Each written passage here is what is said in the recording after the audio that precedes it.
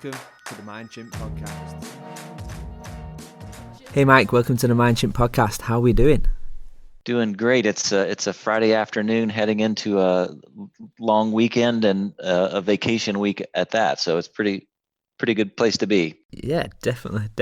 Well, thanks for coming on the show, Mike. And I guess the few opening questions I tend to say is I tend to ask my guests kind of what's their log line, or how do they summarize themselves in a sentence? What would yours be?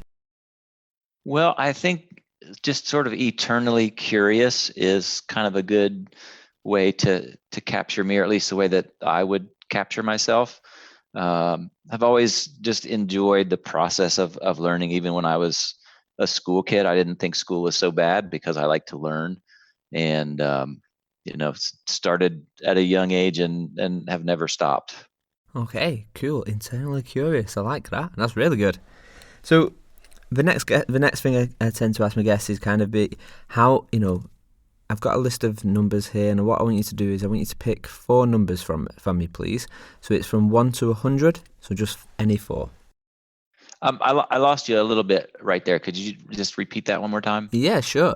So what I need you to do for me now, Mike, if you could, is I need you just to pick 4 numbers for me from 1 to 100. Okay. Just randomly? Yep. Okay, 14, 23, 47, and 52. Perfect. To be honest, with most of my my guests on the show, that tends to be the hardest question. Yeah, it was not easy. It's surprisingly difficult. Yeah, it's just a strange one, and we will come back to that. Okay, cool. But I guess, I just want to start right back at the start, really, with you, Mike. When you was in school and the teacher would say, Mike, what is it you want to be when you grow up? What is it you would say back to that teacher? Oh, I think when I was a kid, I like a lot of folks, I wanted to be a professional athlete. So probably professional baseball player when I was young. Is that something you've kind of took going from kind of a childhood into adult life? Do you still practice baseball and stuff? Do you still play, or do you not do that? Yeah. It's kind of hard to get a pickup game of baseball anymore, but I played all through growing up. So from before school was out until school started again at the end of the summer. Okay. Interesting. All-star teams and traveling teams and all that sort of stuff, and played in college a little bit too. So I got a bit along the way, and then at some point, it wasn't fun anymore and turned into more of a bad job, and then so that's where it kind of ended for me in college. Okay, superb. Okay, so I guess for me, Mike, I've spoke to you on Twitter and kind of LinkedIn and stuff, and I think I came across you. I heard you the first time I ever heard you. I've seen you writing, in your tweets and stuff, but I think it was on Lloyd Dean's podcast. Yes. Is it Future of Learning? I think it's called. Yep, that's right. Awesome podcast. But for my guests who kind of don't know who you are, maybe you could give us a bit of a whistle stop tour of kind of your start from where you started through all the right to where you are right now. Yeah, so I when I first got out of school, I started my first job. I was a programmer. I loved the logic challenges of that, but I really couldn't stand the solitude. So fast forward, I was in a job that I wasn't really crazy about, and I was young enough and single and had the flexibility. I just quit my job and didn't have anything lined up, and pretty shortly after that, I sort of saw a job posting in an adult education program.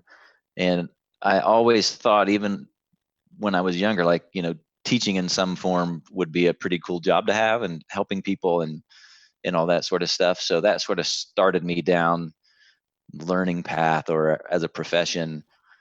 And then the place I was teaching was a vocational school. They had some software training services that they offered. So I thought, oh, that sounds pretty cool. So I slid over, and I did some software training for a while. That led me, out of my hometown into Columbus, to the bigger city, and doing stand-up software training for a while sort of led to what I think is pretty natural evolution into, okay, well, I can teach this now. What about designing it? And so getting into some instructional design, and then next step beyond that is like, okay, well, I can do this for online experiences and stuff like that. And so it's been kind of, to me, a normal transgression through that. And I've been really super fortunate that I've been in some roles where I've gotten to do, all parts of it from beginning to end, from designing to developing and implementing. And for a while, I was a training department of one. So I feel really fortunate I've had the variety and the depth of background in all these different areas. And so, I feel, like I said, really, really fortunate to have had that opportunity. Cool. Okay. So as it stands right this second, what does your typical day-to-day look like? So I just recently left. I was at a startup for about 4 years and shifted gears. So I've been now 6 weeks into a consulting role. So I work for a consulting company, and I'm on a project, sort of big corporate software implementation project that a lot of people are probably somewhat familiar with. So on site at clients, pretty well 40 hours a week, and working with a team in a larger project team, working with training and planning it, ultimately, rolling it out, and again, kind of the front to back of that whole process for this training effort. Cool. So I'm really intrigued, actually, because I've kind of been in a startup before and kind of gone into corporate and been into consultancy myself. I guess what's been, what do you see the biggest differences from like a startup environment right through to kind of, the large corporate environments, what we work in now, or in the consultancy environment? What do you think the biggest differences are?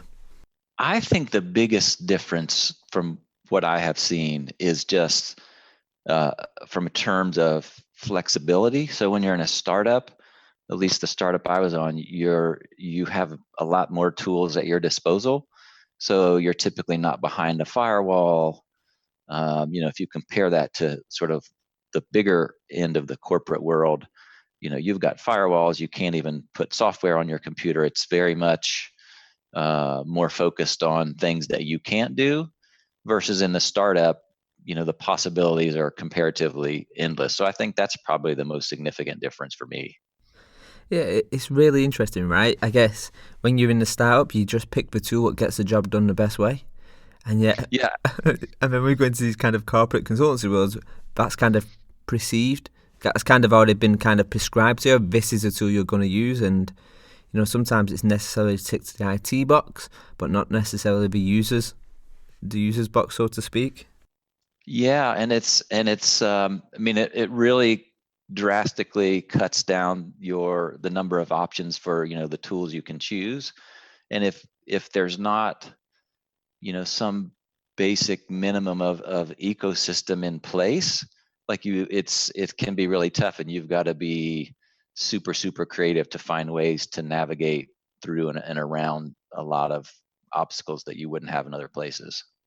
Yeah, it just reminds me of I was working with a client, and basically they came to us to kind of say we need a collaborative community space, and it's got to be a place where we can work together and work in kind of little scrum teams or whatever, and just giving up the usual specifics of a good community and collaboration space. And I was sat there talking to him, and I said, well, you're kind of already using Slack. Why do you need us to build one for you when you've already figured out your patch to make that work? And the person was like, oh, it's a really good tool, Slack. I was like, so why can't you just really, flex and bend that to what meets your needs? Because it's going to be a lot more flexible than anything what you buy. And I think, yeah, that's right. I just had a conversation with some folks online this week about, in fact, Slack. And it's also, the second piece is not just having the tool, but then using it in the right way or in the best way. And I think a lot of times, if you're using, like, Slack can be a great tool, but if it's being used as, just another place for email, like, that's not really the way. It's probably not the best use of it, if that makes any sense. Like, how you use it is also important. So those two things kind of have to go together. Yep, I completely agree. I think it's interesting when, the kind of message what I asked the lady was like, why? And they said, oh, our company won't allow us to use Slack. And I was like, so you as a user has fixed out your way to work around this problem and actually probably get the real good results. But because the business can't use Slack, you're going to go out now and spend an absolute fortune on something what will do what probably Slack does, but just probably nowhere near as well. And Right. And it goes back to kind of you say, if you're using Slack to replace email, then all you've just got a like for like. You've got, rather than getting emails, you're just getting bombarded by text messages, but constant kind of instant message and whatnot. And it's kind of like for like if there's no kind of, not necessarily rules and processes, but kind of just guidelines. Yeah. And that's was what my next thought was, like, if you've got a group of people and no two people have the same vision of how they're supposed to use it, right? Like, it just becomes just another place I have to go, and it can be seen as more of a problem than a solution, right? Yeah, definitely. I love this community and kind of, it's not really necessarily community manager, but more community building role. I love the idea of kind of, my instant question is actually you don't need an LMS. What you need is a community. That's usually my go-to, and that, a lot of times that's what people need. But I think they want an LMS or whatever. But I kind of want to just touch upon you a little bit and a little bit about your story, if I could, Mike.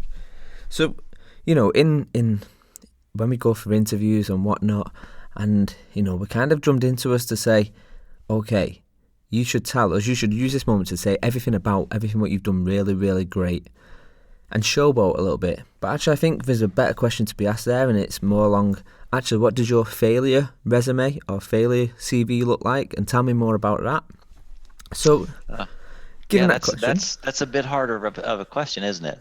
Yeah, and I think you get more. I think you get more from that. But assuming that now, right? What would your failure resume look like? What's been the biggest thing where potentially maybe you've either failed and it's been actually a real big positive later on down the line, or is there anything what kind of jumps out to mind? Yeah, I'm kind of struggling to think about that. Can we come back to that? Can we circle back and let me think about it while we talk about something else? Yeah, sure thing, Okay. no problem. So, these questions, what I'm going to ask next, like, they can be, quick fire, or we can jump in deep term. I don't really mind. But if you was to give a gift of a book to 5 people, what book would you give? I think one of my favorite books, and I'm not certain of the title, but I think it was Learned Optimism, and it was the guy who sort of was a pioneer, first started the whole field of positive psychology. And sort of the basic thing that I took away from that is, the way that you view the world and your perspective has far larger impact than most people probably think. And, if you have this positive attitude, they did a study, and they I think they traced graduates from Harvard over the course of 40 or 50 years, and they found that didn't matter what your job was, didn't matter about a lot of other things that most people would think is important, how you perceive the world, and did you have good friendships, and really sort of elementary basic things that everyone would hope to have, and those had the biggest impact on obviously happiness, but then even longevity of how long you lived. And so for me, that's been kind of a pretty impactful book that I've read. Oh, okay, I've never came across that one. I'll add that to my reading list for sure. Yeah, it's really fantastic stuff. Okay, this next question. So I guess, let's paint this beautiful picture. But basically, you've bought a billboard, and 1 million people are going to come out of a stadium, and we're going to see this message what you put on that billboard, and you're going to have a potential opportunity to change 1 million people's ideas or minds on something. What message would you put on that billboard? Yeah, I think it's not anything that's sort of super creative or snazzy. It's just, the golden rule: be kind to people, be empathetic, put yourself in other people's shoes and treat them the way you would like to be treated, no matter what. I think that's pretty much it. If we could get more people in the world to do that, I mean, think of what could happen. Yeah, I mean, that's it, right? It's kind of, sometimes it is the simplest things which get the most, the most traction, I guess. And something like, I think we see this a lot of time in corporate environments, we kind of overanalyze these big values and stuff and these behaviors, and actually it just comes down to be kind. Absolutely. And doesn't matter the context, right? Like work or personal or at home or traveling or any of that sort of stuff. It just sort of is a universal thing that holds true, hopefully.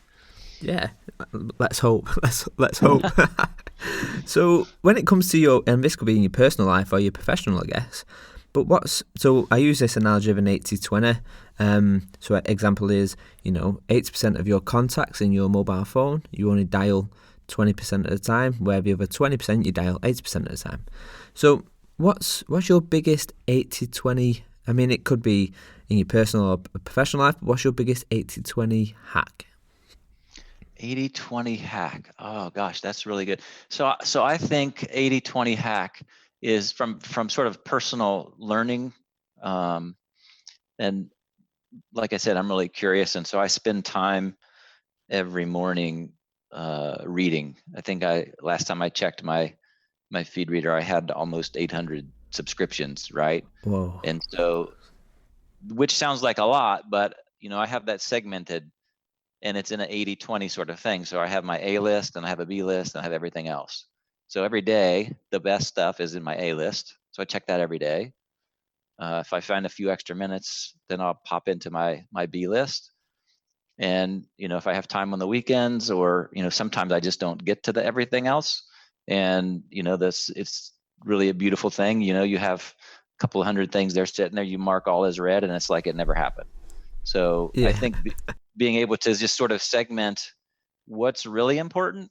So that could be in any context, right? Like there's certain activities that obviously more important than others. If you can identify what your A list is and make that a priority, and then sort of, you'll get to the rest as you can, I think to me is a pretty powerful approach. Okay. So, when I follow you on Twitter and stuff, I think you do share some really good nuggets, and sometimes it's tools and sometimes it's ideas and whatnot. But what and this could be desktop, mobile, whatever you like, it may not be in it. But what tools are you really paying attention to at the moment? And this, again, could be professional or personal. Yeah, so this is one that I found just this past week. Super slick. It's called Glide Apps, and what it does is it really can let anybody, literally anybody, build a mobile app, but it's all based on data in Google Sheets. And so I've seen, I shared it, and a couple people started playing with it. People have built mobile websites. They built portfolios, resumes. I've got a list of L&D conference that I keep all over the place, and I took that and put it into a Google Sheet, and I made an app out of that. So super slick. And I've got a few more ideas. I think our local ATD chapter, we're going to use that for our annual conference event app, and so that's one that sticks in my mind recently. Wow. Okay, I'll have a play around that. And shout out to ATD. They put me in their recent magazine, and I think on their website, which was nice and out of blue.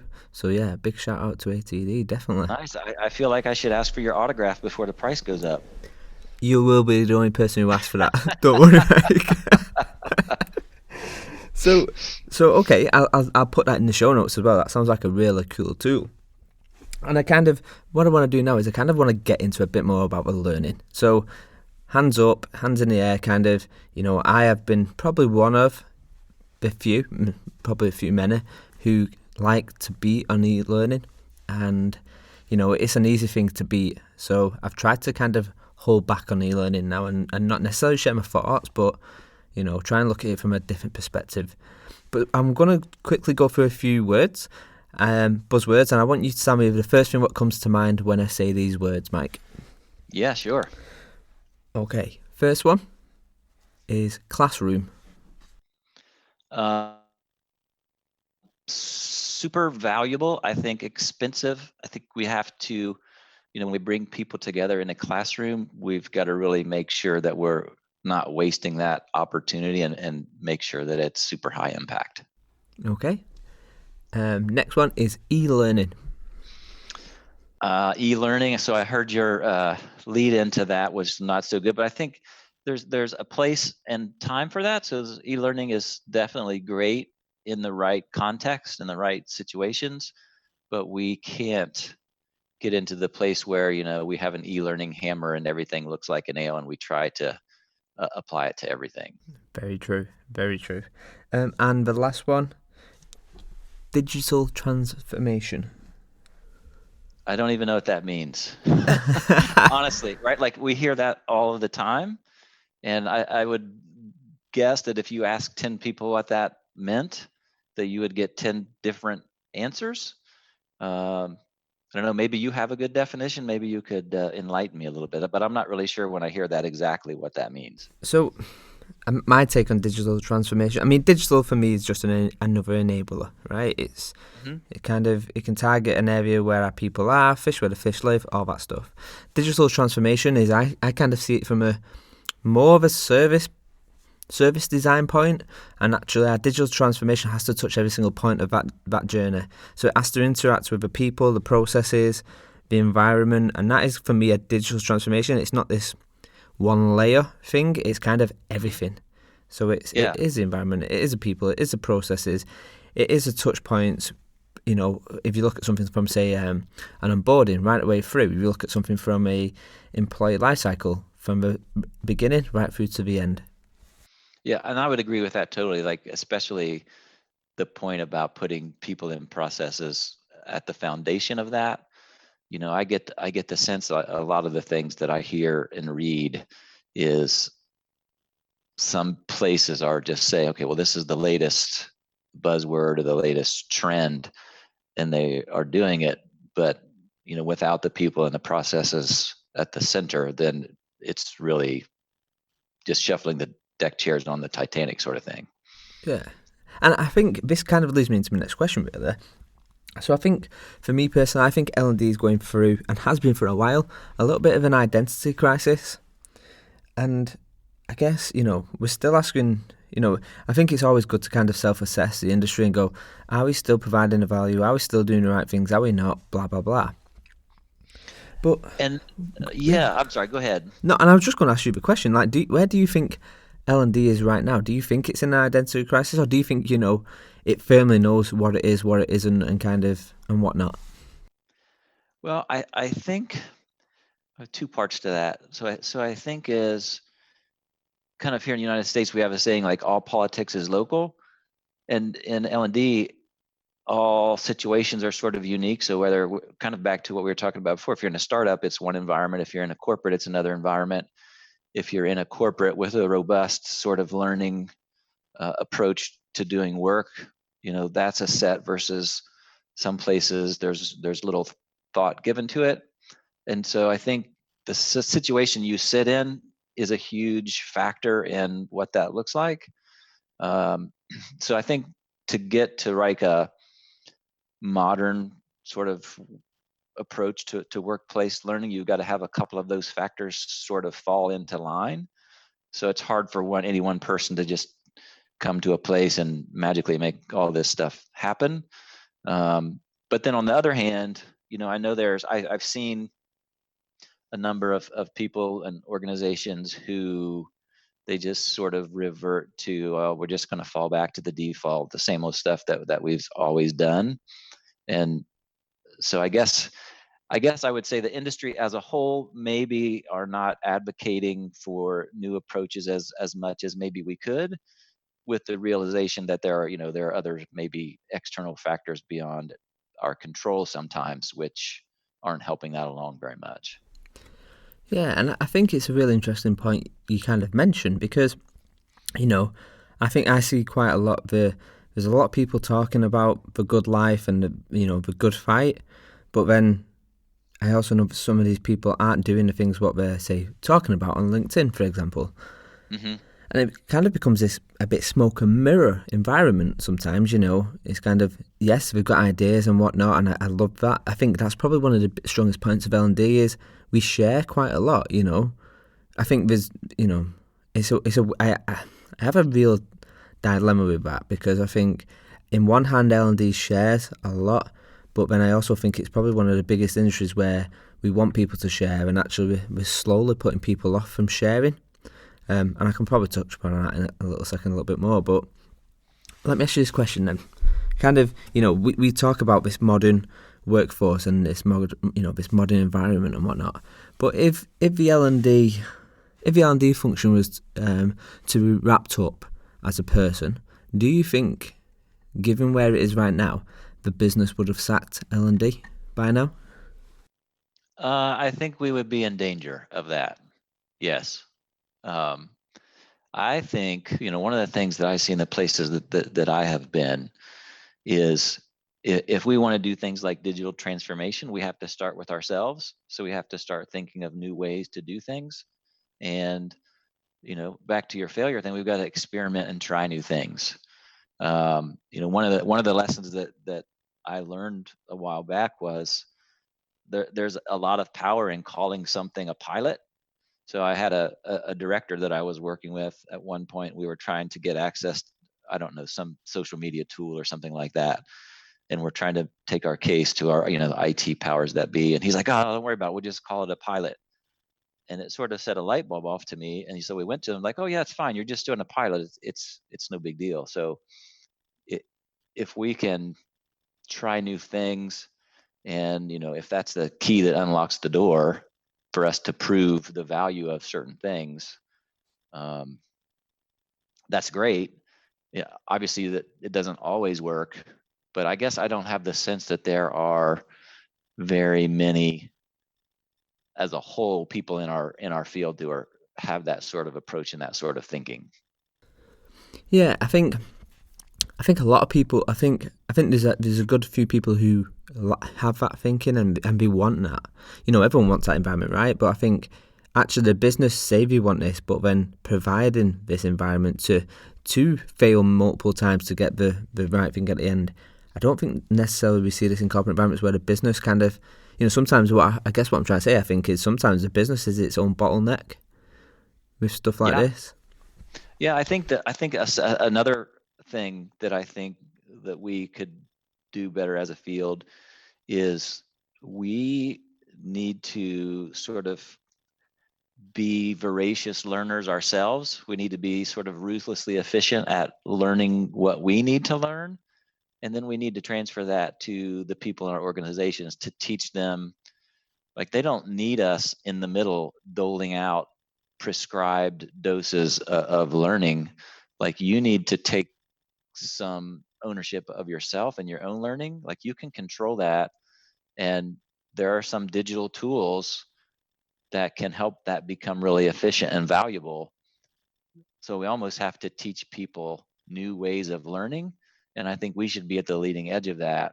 And if we can just think how powerful an organization would be if we had people that were digitally skilled, learning what they needed to learn, sharing with each other, and not requiring that learning run through any sort of formal learning department. Like, that's a pretty powerful concept to me, I think. Yeah, definitely. And I think with L&D, we kind of, nobody wants to put themselves out of a role, right, either. But the only way we're going to put ourselves out of a role is, like you say, by being static and by kind of not constantly having that open mindset to new ideas and, new tools and new ways of thinking. Because I think personally, my take on L&D, should it have been sacked? I think probably, yeah. And the reason behind this, I think my take on it is given what L&D is now, it should have been sacked, because if you get teams who work in collaboration properly, marketing, comms, someone from product, service design, all these can do what we do, given the tools of Google and whatnot. I think there's a good argument to argue the case of, if all your teams work efficiently and collaborate, there probably isn't a room for L&D. Maybe it's an evolution of L&D, the team. But yeah, it's a tricky one. I kind of go back and forth on, would we sack him, would we not? I think you say a lot of things there that resonate with me. So especially comms and marketing and all this stuff, it's like those groups have got the same goals as we do, right? Like they're trying to get people's attention. They're trying to get some sort of behavior change generally. Like it's the same goal as us, but I think overall, like they do it a lot better. They do it more efficiently. And, I would love to work myself out of a job in that way, because then I'm going to be able to move on to something else of value versus, I've had conversations recently about training organizations and departments, are getting cut and they're outsourcing and they're doing all this stuff. So, I would rather be out of a job from doing that sort of good stuff than be out of a job from being sacked or outsourced. So I would take that risk every day, and I would be happy to lose my job because it was so successful. And I think you nailed it actually there with the kind of, we look at, say, marketing and digital marketing. They have so much data on us as users, as people, as, it kind of makes sense. It makes less sense not to tap into that understanding of people. We see it now in kind of L&D, I use L&D as a term, but people are starting slowly but surely coming around to human-centered design and design thinking approach and empathizing and whatnot. But, fundamentally, if you look at the 5 key elements, depending on which way you follow design thinking, marketing have been doing this for a while. They have been empathizing with their customers for a while. They have been collecting data. They know what works, what doesn't work. Kind of, I guess what I'm thinking is, actually, how do we just remove that barrier between the marketing and the L&D function? Well, if you figure that out, I would love to know, because I think that would be a great benefit to learning folks. I've been talking about that in places for a while now, that there's a lot of things that marketing does that learning just needs to steal or borrow, maybe not steal, but the things that they do, the way they present things, I think they've had such a head start of being tied to results that a lot of learning folks, they don't have that direct through line. So they have been forced to hone in on what works. And like you said, they do testing, they do A/B testing, and over time they figure out. And they are like light years ahead of the learning field, because they've had to do that work and they've had to do the trial and error. And now they recognize that, I'm competing with thousands of messages every day, just like we are, right? They recognize it. I think sometimes training folks thinks people are waiting around for the next e-learning course to come out, which is way far from being true. And they recognize, like, okay, well, I've got to use some sort of research-based psychological approach, like, okay, what gets their attention? Okay, colors and graphics and emotion is what drives behavior, and it's not a bullet point list of facts. So I think there's a lot of us to learn from those other areas. Yeah, and I think it's things like you say, like user segmentation. I'm still yet to come across an L&D function what does that really well. And actually, I think once you start doing that, and you can kind of start becoming a little bit more personalized with how you engage and whatnot, and then, at the opposite end, you've got this kind of, if you look at anyone who's, Mike, I'm sure you've got a marketing funnel set up somewhere, but actually a marketing funnel is just a real good comms and engagement touch point view. Yeah. We don't even use that in learning. We don't say, okay, what does our funnel look like for our people? Yeah, or like marketers, they have content strategies, right? It's not just, everything is not television ads. So, right, like you have multiple channels, and certain channels are targeted at where people are in certain phases of the funnel, right? So, for example, in a learning context, a funnel, you don't treat somebody who's doesn't even know what you're doing the same way as you treat maybe somebody who's an expert that's been doing it for years, right? Like, and so that type of segmentation and identifying and then adapting your content to match that, it totally fits with the things that we do. And marketers, like I said, they're just light years ahead. Yeah, it's an interesting one. I had a digital marketeer on, Paul Fryer. He worked for a large construction company over here, and I met him probably about 2 years ago at a conference I was speaking at, and he was doing a talk there. And his approach to kind of getting new apprenticeships on, new apprenticeships and grads, it was just so refreshing to see, because I kind of had this conversation with him. It was like, you could blend into learning really, really quick because you're so light years ahead of a lot of people in there, because they're not looking at other industries and they're not looking and going, I'm going to steal that because I can remix it and remold it. Mm-hmm. And I think, the next great, and this is, I'm using quotes here, but the next kind of big, great thought leader, if you like, I don't like that word, but will be someone who's come from marketing and been dropped. Someone who jumps out to mind, actually. Gemma Critchley from Aviva. Mm-hmm. She has this marketing background, and Charlie Nee in it as well. They have this marketing background, and how they look at L&D is just so refreshing. So refreshing. Yeah, I that's exactly the thought as you were just saying that.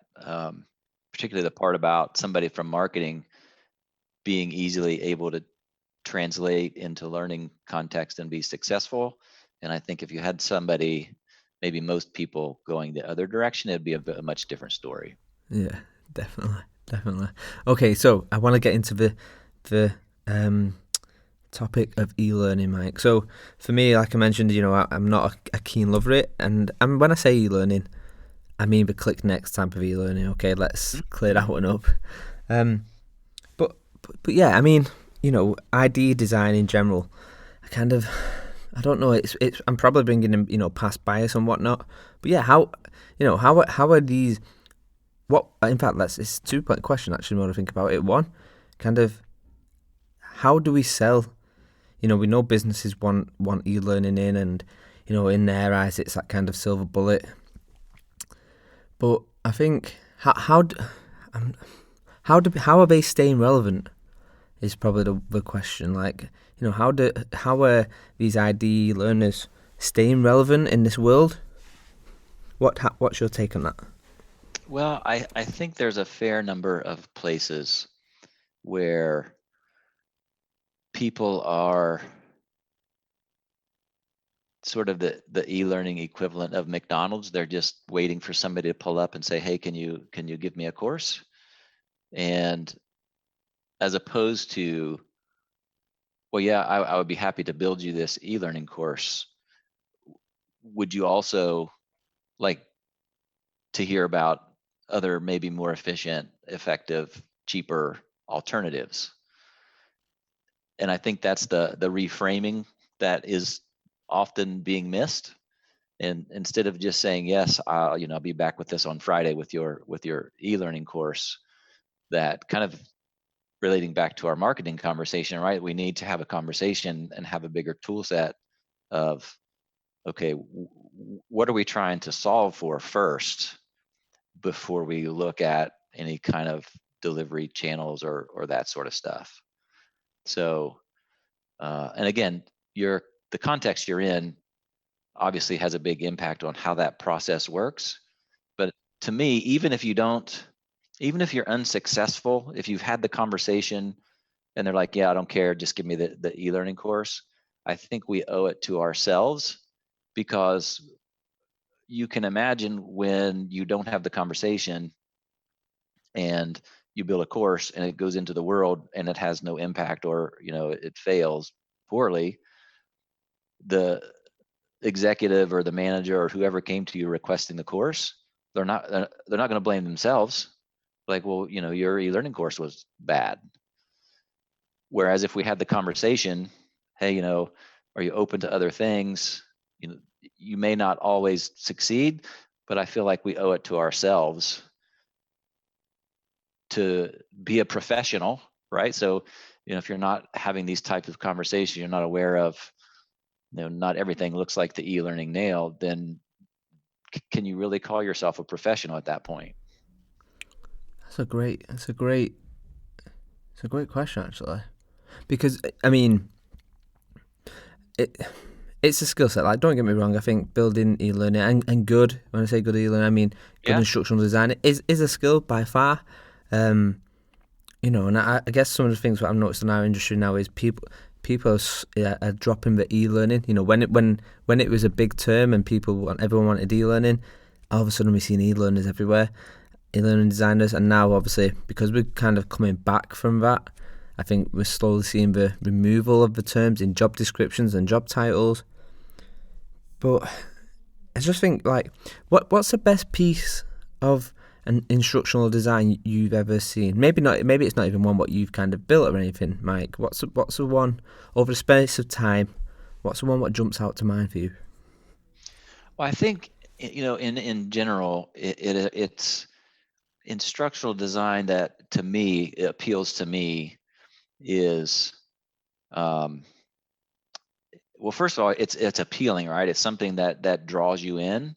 There's a clear some sort of a value offering to me, speaks to me. It's something that I want to do or need to do, and it's clear. Something that respects my intelligence and my time, right? Like I don't want to see 22 slides of objectives and mission statements, and like nobody cares about that. But something that I can get in, I can get whatever that value proposition is, I get it, and then I can instantly be better quickly.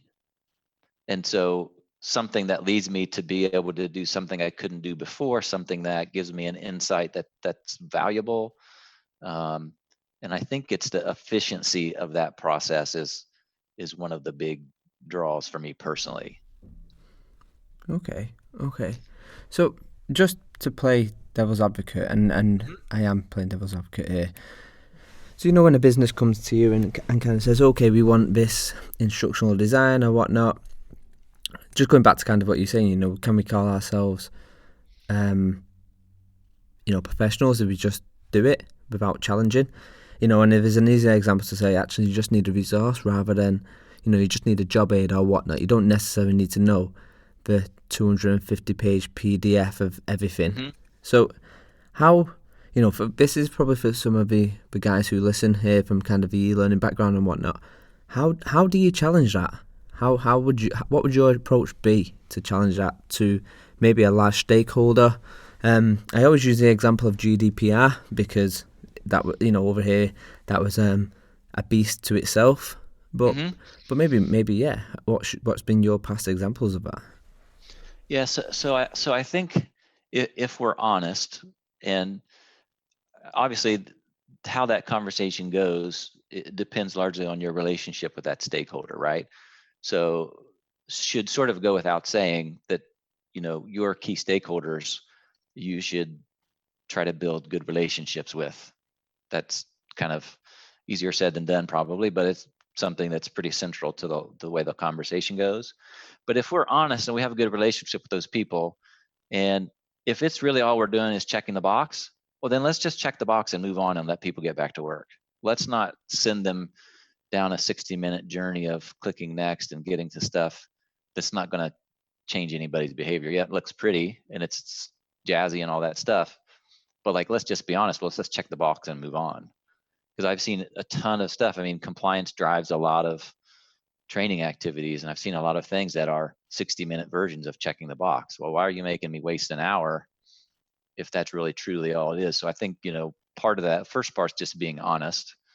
The second part of reframing is, one of my favorite things is sort of a trick from improv. Like when you're in an improv skit, you never say no.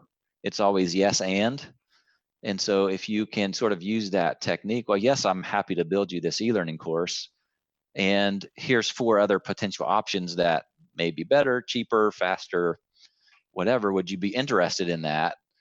My experience is there's not very many people who say no when you're offering them something better, faster, cheaper. And so that's something that's worked well in those conversations for me personally. Okay. Can I just, you mentioned improv. Is this something you've done in the past? No, it's just I read it somewhere along the line, and I've seen a couple uh, examples of it happen. And, especially in my personal life, I get in a disagreement with my wife or something.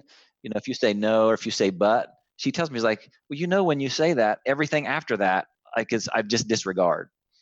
And so there's probably some human psychology involved in that. But, if I say yes and confirm what they've said and say and instead of no but, it's and most people probably have an experience with this, whether it's in personal life or whatever. It's just a different experience. Yeah, it's the removing but and replacing with and is something I learned probably a few years back. Actually, it was in coaching when I was going through kind of coaching my team members and whatnot. But I was just really intrigued then, because it's really interesting you mentioned improv. One of the things which I've noticed quite recently, I'm thinking about doing stand-up, and I like the idea of it scares the life out of me, so 100% I should do it. Mm-hmm. But what I've noticed in the L&D communities, there's a lot of people who's done improv or stand-up or whatnot, so I was just kind of like, ooh, are you another one of the chosen few who's gone through kind of improv and whatnot? I'm not. The closest I can get is bad dad jokes with my kids every morning. But I worked with somebody at the startup I was at who went through a program at Second City in Chicago. So I can see the link to that. It's interesting. It's interesting. Hey, and there's nothing wrong with bad dad jokes, Mike. Don't you worry about that. I entertain nobody else but myself, but that's okay. So I guess kind of just sticking one more question probably on this ID kind of instructional design and whatnot. So if we've got people who are in the dilemma of, I am sick of doing, the typical instructional design, what free sites would you advise? Maybe it's sites, maybe it's people to follow. What free sites, free people, whatnot, who would you recommend to follow for instructional design? So are you saying in the context of trying to do things differently or do something entirely different? It can be any. Take it however you want, Mike. Yeah, so I think just to do things better and do things well from instructional design perspective, I think it's pretty hard to beat Kathy Moore. She's got really fantastic stuff in sort of workplace learning stuff. Jane Hart publishes a lot of really good stuff and talks about a lot of these alternatives other than traditional training or classroom or e-learning. Mark Britz is a person I really like his stuff. He sort of has the sort of social aspect to a lot of the stuff, and I think the things that he writes and talks about is going in the right direction, and it's kind of helping us connect people with people, sort of that concept. From a marketing perspective of the world, Seth Godin is fantastic. He publishes every day, and it's 9 out of 10 times it's just things that will change your perspective and change your view on not just your work but the world. So those I think are probably 4 pretty good places to start. Yeah, I've tried to get Seth on the podcast twice now, and every time he's declined me. But I will get him on. I will. Yeah, I've just got to good figure it luck. out. He was just the keynote at the big ATD International Conference this week. Oh wow! Did you? Is that something you went to, or? I wasn't there, but I heard lots of people raving about what he had to say, which isn't surprising at all. Yeah, it's an interesting one. I think I came across Seth's book Tribes years ago. Well, I say years ago. I came across it probably 2 years after I built a community, and I was like, I kind of did it, and then when reading Seth's book afterwards, I was like, that makes sense now why it worked. Mm-hmm. So his book's great. I think I've read like 2 or 3 of Tribes, Purple Cow. I think he's just released a new one as well. Yeah, everything he does is fantastic. Yeah, he does that all MBA as well, which looks interesting. Yeah, I actually met somebody who went through that, and she just totally raved about it. So Ah. um, it sounds like a really cool experience. Yeah, it sounds pretty intense, but one worth definitely probably going on. It's on my list of things to do, but we'll see. We'll see. Yeah, just in your free time, right? All that spare time, you have nothing else. You're just sitting around doing nothing. Oh yeah. I've got bags of it, Mike. Bags of it. So some random questions now, kind of just wrapping up a little bit, Mike. But if, say, for instance, we knew the world was going to end tomorrow, okay, and you had to leave instructions to jolt the next generation of people who come to Earth, what instructions would you leave? Ooh, man, you're not giving me any easy ones here. So, it kind of sort of applies, without having the world to end. I think it kind of applies in a lot of ways to our world now, right? Like you just have to take care of yourself, right? That can apply to yourself, from physically, mentally, to what we're doing to the land we live on, right? Like, is it really worth extracting the last drop of oil if the water is all poison, right? Like you just have to take care of yourself. I think yourself and the people around you. So that'd be it. Hope that's not like too deep or anything. No, I love deep. I'm going to ask you a question in a minute, which is going to be very deep. So don't you worry. So Fasten my seatbelt. yes, exactly. So okay. So I guess that kind of it's very true, and I think that kind of look after yourself. We see that more and more in corporate environments now. Kind of this mental well-being and being aware to that kind of when you're not being kind to yourself and when you're not giving yourself a time out what you need. So I think that's a really good, good set of instructions, definitely. Yeah, there a lot of, maybe not a lot, but there's things like that. They're really, it's simple concept, but it's just not always easy to actually do. So it sounds so simple, but sometimes it can be really hard. Simple is often hard. Yeah, it's very true, very true. So next question. This is a deep one, and we'll go back to the kind of failure one afterwards. But do you even like yourself? Do I like myself? Yes, I do like myself. So I don't know if that's, hopefully it's not in a sort of self-centered way, but I don't think there's anything big. We all have our failings and our failures and stuff. But yeah, I think if I were someone else, I think I would like to hang out with myself. So yeah, I do like myself. Good, good. I find that question a strange one because we never. I don't think we get to ask ourselves that question quite a lot. Do I like who I am? Do I like where I'm going? Do I like what I'm thinking? I think it's an interesting question where you can probably probe on it a lot longer and kind of go, yeah, this is good. This is one of them traits. But then the flip side of that is you can get yourself into this spiral where Yeah, it's yeah, and obviously things happening around you impact that as well. Like you have times when you're thinking and self doubt and those kind of things. But yeah, I think I like that question a lot. Now I'm going to ask you: do you like yourself? You have to answer ooh it. ooh um no and yeah. It's a good bit of a get out. Um, I like myself probably 80% of the time, 70% of the time. Um, I reckon the other 30% not so much. I think I could do more. I think I could give more.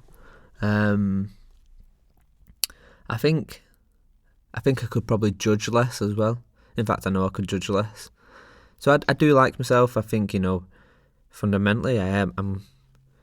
I try to see the best in everybody. I try if I've got time. If there's an hour where I can chill out or an hour where I can go and help someone, I'll try and always go and help that person. So it's that kind of yeah, I do. I think I do, but only Yeah. 70% of the time, which is always room for improvement, right? Yeah, oh, absolutely. I couldn't go as far as like you went further than me in putting percentages on it, but everything you just said there resonates with me too. So would be riding in a similar boat. This is good. This is good because we I think we're going to meet in June at the is it Learn Tech Day? Are we? Yeah, I'm super excited about it. Yeah, I'm looking forward. It'd be good to actually grab a beer and just have a good old chat. So yeah, I'll make sure You're, I come over and it's grab it. isn't it like illegal to go to Belgium and not grab a beer? I think so. That's what I've heard. So National law or something I heard. yeah, so we'll have to just make full use of that law for I don't sure. want to run the risk of being imprisoned while I'm there, so I better take care of it. So okay, so I guess kind of you know, going back to that kind of that failure resume and the one time where you failed, but actually it's been a positive later on down the line. Did anything come to mind on that? Yeah, so not so much in a specific sense, but just it used to be, I don't know if it's maybe not scared, but hesitant or resistant to when I saw conflict. I would tend to shy away from that or avoid it. And I've come to learn that not all conflict is bad. Sometimes conflict can have positive results. And I think I've always had sort of a negative growing up. I thought, oh, you don't want to have conflict. That's bad. And now I've sort of gotten to a new place where, yeah, well, some conflict is bad, but some conflict is good.